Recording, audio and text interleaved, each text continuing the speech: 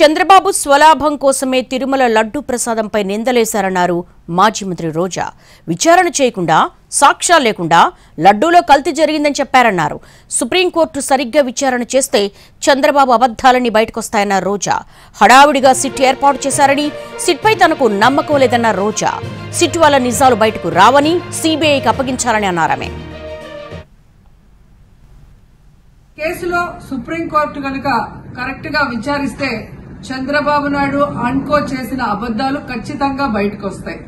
ఎందుకంటే మీరే చూశారు, చంద్రబాబు నాయుడు లాంటి వాళ్ళు ఒక సీఎం స్థాయిలో ఉండి తప్పు జరిగిందా లేదా అని విచారణ చేయకుండా, ఎటువంటి సాక్ష్యాధారాలు లేకుండా కేవలం జగన్మోహన్ రెడ్డి గారిని టార్గెట్ చేయాలి, ఆయన మీద నింద వేయాలి, ఆయన్ని హిందువులకి దూరం చేయాలన్న ఒక దురుద్దేశంతోనే ఈ యొక్క కామెంట్ చేశాడు అనేది స్పష్టం కాబోతుంది.